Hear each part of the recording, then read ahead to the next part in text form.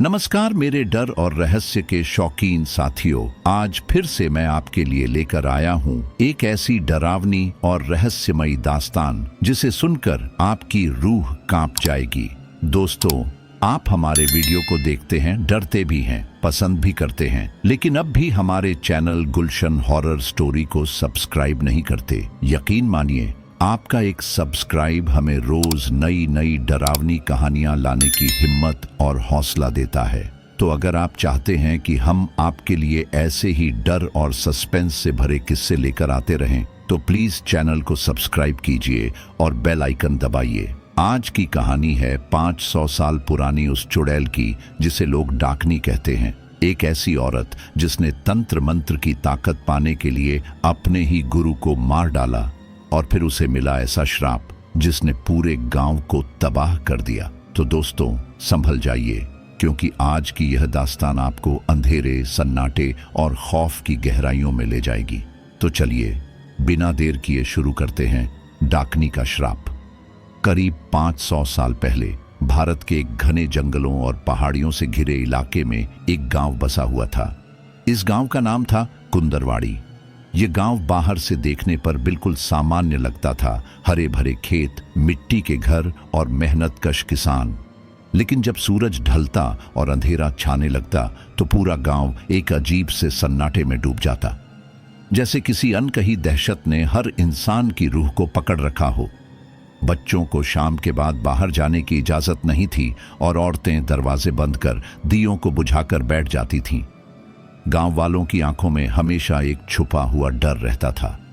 वे किसी रहस्य के बोझ तले दबे हुए थे, मगर कोई खुलकर बताने की हिम्मत नहीं करता था। बाहर से आने वाले मुसाफिर भी जब इस गांव से गुजरते तो उन्हें महसूस होता कि यहाँ की हवा भी बाकी जगहों जैसी नहीं। रात को हल्की सी सरसराहट, किसी औरत की धीमी हंसी और अंधेरे में चलती परछाइयां अक्सर उनकी नींद उड़ा देती।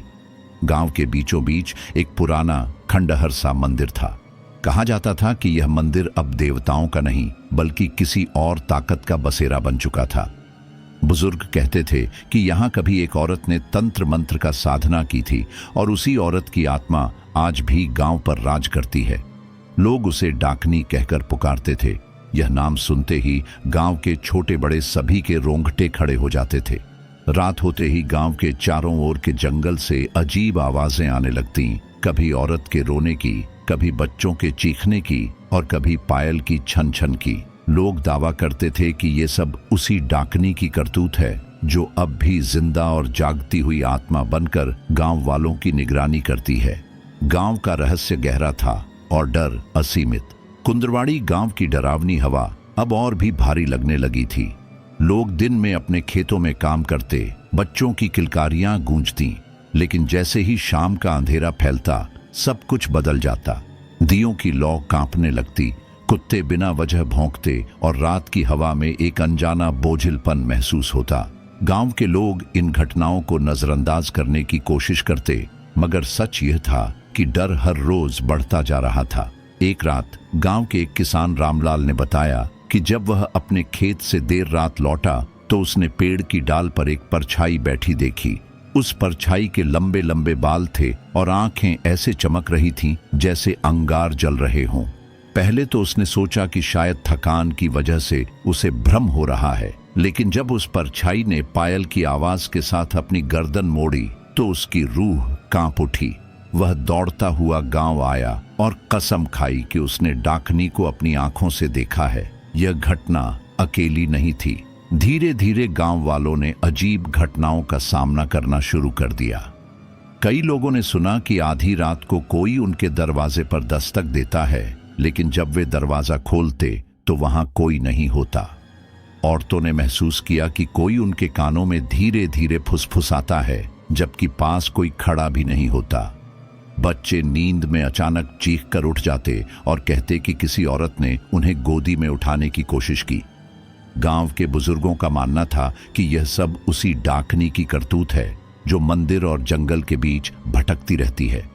कहा जाता था कि वह औरत अब इंसान नहीं बल्कि एक अमर प्रयत्नी बन चुकी है, जिसकी शक्ति हर अमावस्या को और बढ़ जाती है।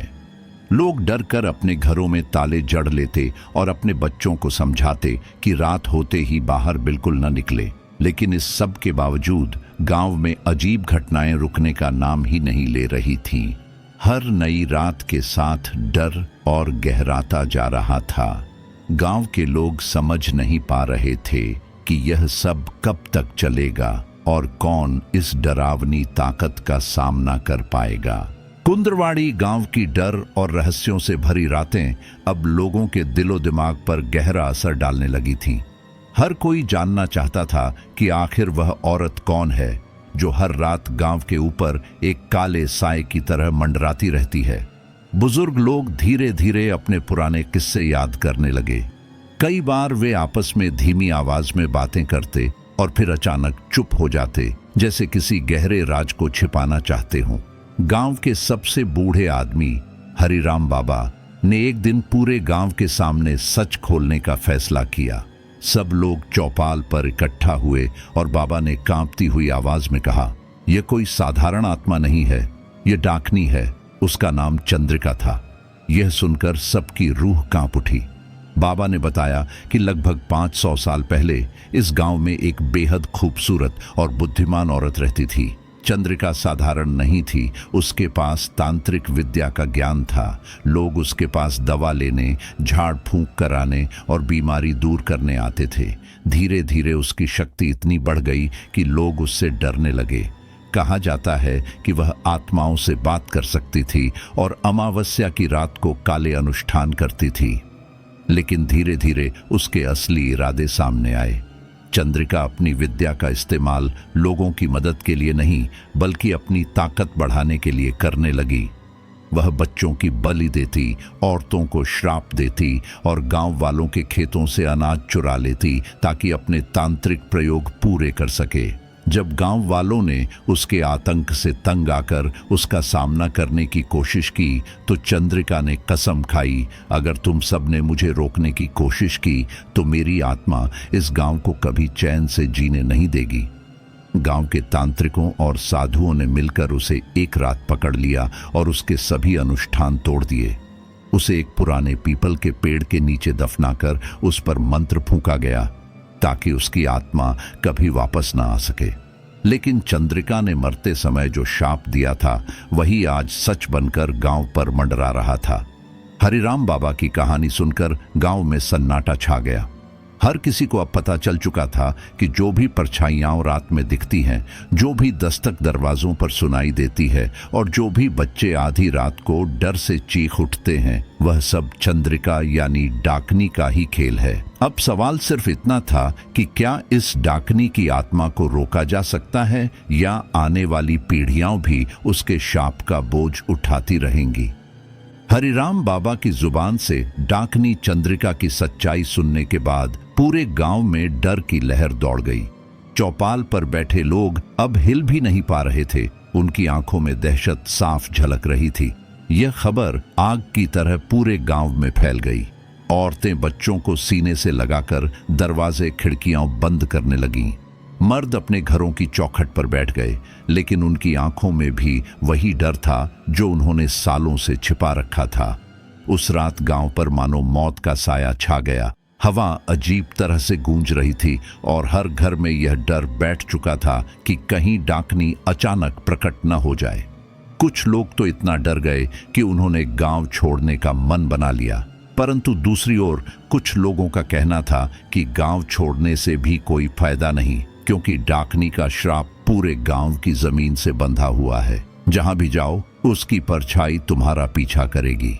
बुजुर्ग और बच्चों की हालत सबसे खराब थी। रात होते ही घरों में चीख पुकार सुनाई देने लगी। कोई बच्चा अचानक नींद में रोने लगता तो कोई बूढ़ा यह कहता कि उसने अपनी खिड़की के बाहर किसी औरत की परछाई देखी। औरतें घर के आंगन में रखा पानी देखते देखते अचानक उबलते हुए देखती, मानो किसी अदृश्य हाथ ने उसे छुआ हो। पूरा गांव अब आतंक के घेरे में था।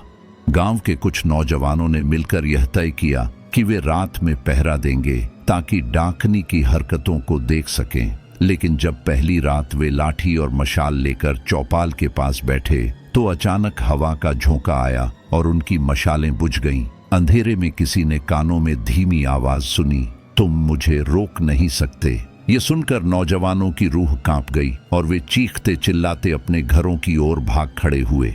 धीरे धीरे यह दहशत इतनी बढ़ गई कि गांव में लोग काम धंधा करना भी छोड़ने लगे।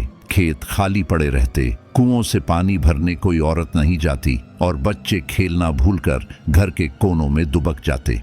ये सब देखकर लगता था कि डाकनी की आत्मा धीरे धीरे गांव पर पूरी तरह हावी हो रही थी। हरिराम बाबा ने सबको समझाया कि डर से भागने से कुछ नहीं होगा, बल्कि मिलकर डाकनी का सामना करना होगा। लेकिन उस समय गांव वाले इतने डरे हुए थे कि किसी में भी उसका सामना करने की हिम्मत नहीं बची थी। सबके दिल में सिर्फ एक ही सवाल था, अगर डाकनी ने सच में हमला कर दिया तो क्या कोई भी जीवित बचेगा? गांव में फैली दहशत अब असहनीय हो चुकी थी। हर रात किसी न किसी घर से अजीब चीखें सुनाई देती थीं, जानवर रहस्यमयी तरीके से मर जाते थे और बच्चे बिस्तर पर सोते सोते अचानक गायब हो जाते थे। लोगों का जीना मुश्किल हो गया था। ऐसे में गांव के बुजुर्गों ने एक बैठक बुलाई। वे सब चौपाल पर जमा हुए और आपस में चर्चा करने लगे कि आखिर इस डर से छुटकारा कैसे पाया जाए। तभी उनमें से एक बुजुर्ग ने कहा, 50 कोस दूर एक साधु रहते हैं जिन्होंने अपने शिष्य को तंत्र मंत्र की शिक्षा दी है। सुना है वह युवक हर तरह की दुष्ट आत्माओं से मुकाबला करने में सक्षम है। गांव वालों की आंखों में एक उम्मीद की किरण जगी। उन्होंने तुरंत संदेश भेजा और कुछ ही दिनों बाद वह वीर युवक गांव में आ पहुंचा। उसका नाम अर्जुन था।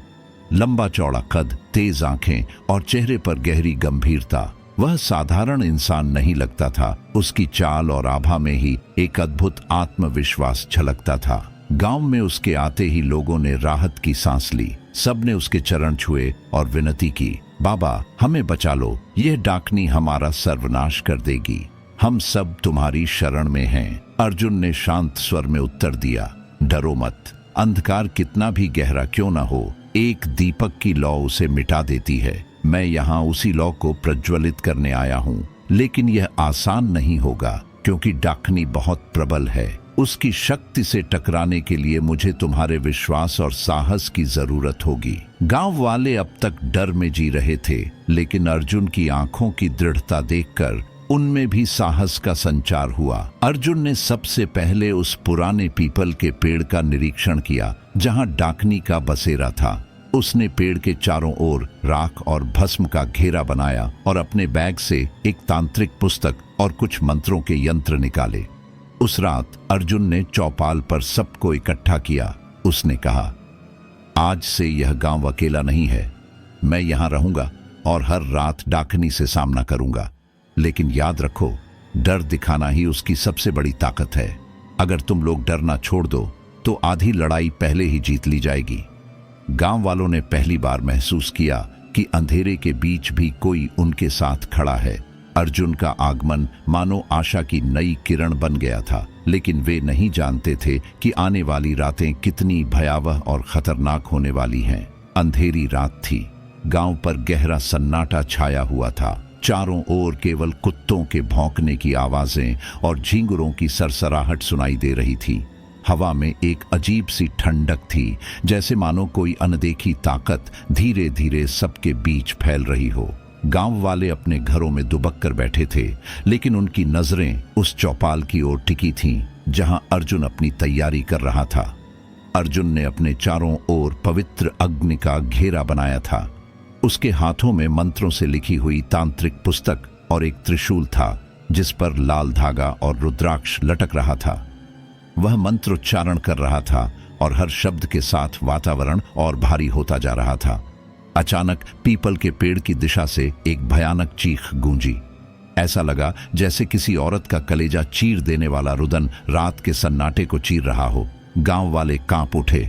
तभी हवा का तेज झोंका आया और आसमान पर बादल छा गए। पेड़ की डालियां जोर जोर से हिलने लगीं। उसी क्षण एक परछाई पेड़ से उतरती हुई दिखाई दी। वह थी डाकनी। लंबे खुले बाल, लाल चमकती आंखें, काले चिथड़ों में लिपटा शरीर और चेहरे पर विकृत मुस्कान। उसकी उपस्थिति भर से जमीन कांप उठी और गाय बैल खौफ में भागने लगे। गांव वालों ने खिड़कियों से झांका और डर से अपने मुंह पर हाथ रख लिए ताकि उनकी आवाज बाहर न निकल पाए। डाकनी हवा में तैरते हुए सीधे अर्जुन के सामने आ गई। उसने कर्कश आवाज में कहा, कौन है जो मेरी नींद में खलल डालने आया है? क्या तुम्हें अपने प्राणों की परवाह नहीं, युवक? अर्जुन ने दृढ़ स्वर में उत्तर दिया, मैं अर्जुन हूं, तंत्र का शिष्य। यह गांव अब तेरा निवास नहीं रहेगा। तेरी दहशत का अंत आज से शुरू होता है। यह सुनकर डाकनी जोर जोर से हंसने लगी। उसकी हंसी इतनी डरावनी थी कि छोटे बच्चे अपने घरों में चिल्लाने लगे। अचानक उसने अपने नुकीले पंजों से अर्जुन पर वार किया, लेकिन अर्जुन ने अपने त्रिशूल को मंत्रों से चमकाया और उस वार को रोक लिया। टकराने की आवाज से चिंगारियां निकलीं और चारों ओर धुएं का गुब्बार फैल गया। डाकनी गुस्से से चीखी और हवा में घूमते हुए अपने लंबे बालों को कोड़े की तरह अर्जुन पर बरसाने लगी। अर्जुन मंत्र जपते हुए हर हमले का सामना कर रहा था। उसकी आंखों में डर नहीं बल्कि दृढ़ता और विश्वास चमक रहा था। गांव वालों ने अपनी खिड़कियों से देखा कि पहली बार किसी ने डाकनी का मुकाबला किया है। अब तक वे समझते थे कि यह आत्मा अजेय है, लेकिन अर्जुन की बहादुरी ने उनके दिल में एक उम्मीद जगा दी। मगर यह तो सिर्फ शुरुआत थी। यह पहली मुठभेड़ अर्जुन और डाकनी के बीच होने वाली भयानक जंग का आगाज थी। मुठभेड़ के बाद वातावरण और भी भयावह हो चुका था। हवा में धुएं और राख की गंध फैली हुई थी। डाकनी की चीखें अब पूरे गांव में गूंज रही थीं। अर्जुन अपनी जगह अडिग खड़ा था, लेकिन उसके माथे पर पसीने की बूंदें चमक रही थीं। गांव वाले अपनी सांस रोके यह सब देख रहे थे। डाकनी गुस्से से कांप रही थी। उसकी लाल आंखें आग की तरह जलने लगीं।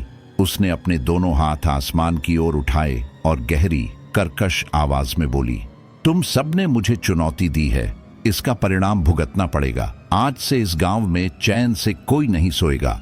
हर रात मेरी परछाई तुम्हारे सपनों को चीर देगी। तुम्हारे बच्चों की हंसी चीखों में बदल जाएगी और तुम्हारी फसलें राख बन जाएंगी। ये कहते ही उसने जमीन पर जोर से पैर पटका। अचानक धरती हिल उठी, मानो भूकंप आ गया हो। कई झोपड़ियां गिर गईं और गांव के कुएं से खून जैसे लाल पानी का उबाल निकलने लगा। यह देखकर गांव वाले आतंक से चीख पड़े। अर्जुन ने मंत्रों का सहारा लेकर उस हलचल को काबू करने की कोशिश की, लेकिन डाकनी की शक्ति बहुत प्रबल थी। उसने हवा में घूमकर अर्जुन को घूरते हुए कहा, तुम्हारे पास कुछ ताकत हो सकती है युवक, लेकिन मेरा श्राप सदियों तक इस गांव को बर्बाद करेगा। जब तक मेरी आत्मा मुक्त नहीं होती तब तक यह श्राप मिट नहीं सकता। उसके शब्दों के साथ ही आसमान काला पड़ गया। बिजली गरजने लगी और एक एक करके गांव वालों के घरों में अजीब घटनाएं घटने लगीं। कहीं बच्चे अचानक बेहोश होकर गिर पड़ते, कहीं बर्तन अपने आप खड़खड़ाने लगते, पेड़ों पर बैठे पक्षी उल्टे लटक गए और पूरा गांव मानो डर की जंजीरों में जकड़ गया। अर्जुन ने डाकनी की आंखों में देखा और दृढ़ता से कहा, तेरा श्राप चाहे जितना भयानक क्यों ना हो, मैं इसे तोड़ने का उपाय ढूंढूंगा। मैं तेरे आतंक का अंत करके ही रहूंगा। डाकनी फिर से डरावनी हंसी हंसी और बोली, तो आजा युवक, जिस दिन तू मेरे असली रूप का सामना करेगा उसी दिन तेरा विनाश होगा। यह कहकर वह धुएं के गुब्बार में विलीन हो गई, लेकिन जाते जाते उसकी हंसी पूरे गांव में गूंजती रही। गांव वालों ने उसी रात समझ लिया कि असली लड़ाई अभी शुरू हुई है। डाकनी के श्राप ने पूरे गांव को अंधकार और भय की गहराइयों में धकेल दिया था। हर रात किसी न किसी घर से अजीब आवाजें सुनाई देती, कहीं बच्चों की चीखें, कहीं मवेशियों का अचानक मर जाना और कहीं बर्तन अपने आप टूट जाना। गांव वाले दिन रात डर में जीने लगे। उन्हें लगने लगा कि अब उनका जीवन सामान्य कभी नहीं हो पाएगा। इसी बीच अर्जुन गांव के बुजुर्ग पंडित के पास पहुंचा। पंडित ने कांपते हुए स्वर में कहा, बेटा, डाकनी का श्राप सामान्य नहीं है। यह सिर्फ उसके क्रोध का परिणाम नहीं बल्कि समय का पहरा है। वह अपनी शक्ति को बांधने के लिए समय की डोरियों का इस्तेमाल करती है। जब तक समय का यह चक्र टूटेगा नहीं, उसका आतंक चलता रहेगा। अर्जुन ने चौंक कर पूछा, समय का पहरा, यह क्या है? पंडित ने एक पुराना ग्रंथ खोला। उसमें पीले पड़ चुके पन्नों पर रहस्यमयी चित्र और मंत्र लिखे थे। पंडित ने कहा, डाकनी ने सदियों पहले समय की शक्ति को अपने वश में कर लिया था। उसने अपनी आत्मा को समय की जंजीरों में बांध दिया ताकि कोई भी उसे मार न सके। यही कारण है कि वह हर युग में लौट आती है। यदि उसे हराना है तो सबसे पहले समय के इस पहरे को तोड़ना होगा और इसका उपाय केवल कालगृह में छिपा है। यह सुनकर अर्जुन का मन और दृढ़ हो गया, लेकिन पंडित ने चेतावनी दी, कालगृह तक पहुंचना आसान नहीं है। वहां हर पहर समय के पहर पर अलग अलग प्रेत और भ्रम पहरेदारी करते हैं। केवल वही व्यक्ति वहां पहुंच सकता है जिसके भीतर निडरता और बलिदान की भावना हो। अर्जुन ने उसी क्षण संकल्प लिया कि वह कालगृह की यात्रा करेगा। उस रात जब पूरा गांव डरा सहमा अपने घरों में दुबका हुआ था, अर्जुन ने प्रस्थान किया। उसके हाथ में पंडित द्वारा दिया गया मंत्र युक्त दीपक था, जो केवल सच्चे दिल और साहस से जलता था। जैसे जैसे वह जंगल की ओर बढ़ा, रास्ता और भयावह होता गया। पेड़ मानो जीवित होकर हिलने लगे, छायाएं लंबी और भयानक होकर उसके सामने खड़ी हो गईं। समय का पहरा शुरू हो चुका था। पहले पहर में उसने देखा कि चारों ओर उसके ही जैसे दर्जनों अर्जुन खड़े हैं। सब उससे लड़ने लगे। यह पहला भ्रम था, आत्म संशय का पहरा। अर्जुन ने आंखें बंद की और कहा, मैं ही असली हूं, क्योंकि मेरे हृदय में गांव की रक्षा का संकल्प है। यह कहते ही बाकी सारे भ्रम गायब हो गए। लेकिन यह तो बस शुरुआत थी। आगे और भी पहरे उसका इंतजार कर रहे थे, भय, लालच और मृत्यु के। हर पहर डाकनी की शक्ति और अधिक प्रबल होती जा रही थी। गांव में बैठे लोग प्रार्थना कर रहे थे कि अर्जुन सफल हो, क्योंकि अब उनकी आखिरी उम्मीद वही था। अर्जुन समय के पहले 7 पहरों को पार करते थक चुका था। हर पहर ने उसकी आत्मा और साहस की परीक्षा ली थी। कभी उसे अपने ही डर से लड़ना पड़ा, कभी लालच से और कभी विश्वासघात के भ्रम से। लेकिन अब वह उस जगह पहुंच चुका था जहां अंतिम पहरा उसका इंतजार कर रहा था। यही था मृत्यु का पहरा। जैसे ही वह अंधेरे कालगृह के उस हिस्से में पहुंचा, अचानक सब कुछ थम गया। हवा रुक गई, दीपक की लौ स्थिर हो गई और चारों ओर ऐसा सन्नाटा छा गया मानो समय खुद सांस लेना भूल गया हो। तभी उसके सामने धीरे धीरे एक आकृति उभरने लगी। कंकाल जैसी लंबी देह, लाल धधकती आंखें और हाथ में एक काला त्रिशूल। यह स्वयं मृत्यु का रक्षक था, जिसे डाकनी ने अपने लिए बांध रखा था। उस रक्षक की आवाज गूंज उठी, अर्जुन, तू आगे नहीं जा सकता। समय का यह पहरा केवल उसी का है जिसने मृत्यु को स्वीकार कर लिया हो। यदि तेरा हौसला जरा भी डगमगाया तो तू भी इन दीवारों में कैद आत्माओं में बदल जाएगा। अर्जुन का दिल जोर जोर से धड़कने लगा, लेकिन उसने हिम्मत बांधी और उत्तर दिया, मैं जानता हूं कि मृत्यु अटल है, पर यदि मेरी मृत्यु मेरे गांव को बचाने के लिए होती है तो मैं उसे भी स्वीकार करता हूं। यह कहते ही अचानक रक्षक ने त्रिशूल उठाया और तेजी से उसकी ओर बढ़ा। अर्जुन ने मंत्र युक्त दीपक ऊंचा उठा लिया। त्रिशूल की धार जैसे ही उस दीपक से टकराई, एक तेज प्रकाश पूरे कालगृह में फैल गया। रक्षक पीछे हट गया, लेकिन उसकी आंखों से अंगारे बरस रहे थे। अर्जुन के सामने अब और भी कठिन परीक्षा थी। दीपक की लौ कांपने लगी। रक्षक ने उसके कानों में फुसफुसाना शुरू किया, तेरे माँ बाप मर जाएंगे, तेरा गांव जल जाएगा, तेरे दोस्त तुझसे नफरत करेंगे, तेरा बलिदान व्यर्थ जाएगा। उसकी हर आवाज अर्जुन के दिल को चीर रही थी, लेकिन अर्जुन ने अपनी आंखें बंद की और पंडित की बातें याद की। सच्चा बलिदान कभी व्यर्थ नहीं जाता। केवल वही मृत्यु को पार करता है जो जीवन को दूसरों के लिए जीता है। अर्जुन ने पूरी ताकत से मंत्र का जाप किया। दीपक की लौ अचानक प्रचंड अग्नि में बदल गई और रक्षक की काली आकृति राख में बदलकर बिखर गई। मृत्यु का पहरा टूट चुका था, लेकिन जैसे ही रक्षक मिटा, कालगृह की दीवारें कांपने लगीं, समय की जंजीरें टूटने लगीं और एक गहरी गर्जना गूंजी, अर्जुन, तूने मेरे पहरे तोड़ दिए, पर अब तुझे सीधे मुझसे सामना करना होगा। यह आवाज खुद डाकनी की थी। अंधेरी रात, आसमान में घने बादल और चारों ओर गूंजती हुई हवाओं की सीटी। पूरा गांव डरा हुआ अपने घरों में कैद था। कालगृह के टूटने के बाद अर्जुन अब सीधे उस जगह पहुंचा जहां डाकनी का असली वास था। गांव के बाहर श्मशान के बीचों बीच पीपल के पेड़ की जड़ के नीचे। जैसे ही अर्जुन वहां पहुंचा, चारों ओर से अजीब चीखें सुनाई देने लगी। हड्डियों का ढांचा नाचता हुआ दिखा और अचानक काली धुंध उठी। उसी धुंध से निकली डाकनी। उसका चेहरा आधा इंसानी और आधा जानवर जैसा था। लाल लपटों जैसी उसकी आंखें और उसके लंबे टेढ़े मेढ़े नाखून मौत का पैगाम लिए हुए थे। डाकनी हंसी। उसकी आवाज पूरे जंगल में गूंज उठी। अर्जुन, तूने मेरे पहरे पार कर लिए, लेकिन अब तू मेरी मौत बनेगा। 500 साल से मैं इस गांव को अपने कब्जे में रखे हूं। कोई मुझसे बचकर नहीं गया और तू सोचता है कि मुझे हरा देगा। अर्जुन ने दीपक ऊंचा उठाया, जिसकी लौ अब सुनहरी चमक में बदल चुकी थी। उसने साहस से उत्तर दिया, डाकनी, तेरा आतंक अब खत्म होगा। ये गांव अब तुझसे नहीं डरेगा। तेरे पापों का अंत आज होगा। जैसे ही ये शब्द पूरे हुए, डाकनी ने जोरदार चीख मारी और हवा का तूफान उठ गया। पेड़ जड़ों से हिलने लगे। चिता की राख उड़कर आसमान में भर गई। डाकनी ने काले धुएं का गोला बनाकर अर्जुन की ओर फेंका। अर्जुन ने मंत्र पढ़कर दीपक को सामने कर दिया और दीपक की अग्नि ने उस धुएं को चीर डाला। युद्ध शुरू हो गया। डाकनी हवा में उड़ते हुए अर्जुन पर हमला करती, कभी अपने नाखूनों से तो कभी आग के गोले से। अर्जुन हर बार दीपक की रोशनी और अपने साहस से उसका सामना करता। उसकी सांसें तेज हो गईं, शरीर थक चुका था, लेकिन हौसला अटूट था। आखिरकार निर्णायक क्षण आया। डाकनी ने पूरा श्मशान काली धुंध से ढक दिया। अर्जुन चारों ओर अंधकार में गिर गया। तभी उसे पंडित की आवाज याद आई, डाकनी अंधकार की शक्ति है, उसका अंत केवल तेरे भीतर के प्रकाश से होगा।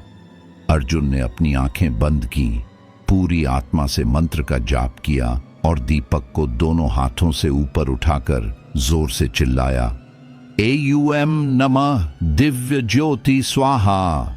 अचानक दीपक की लौ सूरज जैसी चमक उठी। पूरा श्मशान उजाले से भर गया। डाकनी की चीख पूरे जंगल को हिला गई। उसका शरीर आग की लपटों में जलने लगा और कुछ ही क्षणों में वह राख बनकर हवाओं में बिखर गई। गांव पर से 500 साल पुराना श्राप टूट गया। आसमान साफ हो गया। पक्षी चहचहाने लगे और हवा में पहली बार सुकून महसूस हुआ। गांव वाले बाहर निकले और अर्जुन को देखा। उसकी आंखों में थकान थी, पर चेहरे पर जीत की चमक थी। सब लोग उसकी ओर दौड़े और आंसुओं के साथ उसे गले लगा लिया। अब गांव फिर से जी उठा था। लोग हंसने लगे। खेतों में काम शुरू हुआ और हर घर में दीपक जलाकर उस रात को यादगार बना दिया गया। लेकिन सब जानते थे कि अर्जुन का बलिदान और साहस ही उनकी मुक्ति का कारण था। अर्जुन ने शांत स्वर में कहा, डर हमेशा रहेगा, पर हमें उसे हराने का साहस भी खुद में जगाना होगा। और इस तरह डाकनी की दहशत का अंत हुआ और गांव फिर से जीवन से भर उठा। नमस्कार मेरे डर और रहस्य के शौकीन दोस्तों। तो आपने सुनी 500 साल पुरानी उस डाकनी की दास्तान, जिसने पूरे गांव को अपने खौफ से कैद कर रखा था। लेकिन जहां डर होता है, वहीं साहस भी जन्म लेता है। और अर्जुन जैसे वीरों की वजह से ही आज वो गांव आजाद हुआ। दोस्तों, ये कहानी हमें ये सिखाती है कि चाहे अंधेरा कितना भी गहरा क्यों ना हो, एक छोटी सी ज्योति भी उसे मिटा सकती है। लेकिन असली सवाल यह है, क्या आप अंधेरे से लड़ने की हिम्मत रखते हैं या डर को खुद पर हावी होने देंगे? अगर ये कहानी आपको डरा भी गई और रोमांचित भी किया, तो अब आपकी बारी है। वीडियो को लाइक करो, अपने दोस्तों के साथ शेयर करो और सबसे जरूरी, हमारे चैनल गुलशन हॉरर स्टोरी को सब्सक्राइब करना मत भूलना, क्योंकि आपका एक सब्सक्राइब हमें और भी डरावनी और सिहरन भरी कहानियां लाने की हिम्मत देता है। तो मिलते हैं अगली कहानी में, एक और डरावनी, रहस्यमयी और रोमांचक दास्तान के साथ। तब तक याद रखिए, रात का अंधेरा सिर्फ परछाइयां नहीं लाता, कभी कभी वो अपने साथ कुछ और भी ले आता है। Stay scared, stay tuned. Gulshan horror story.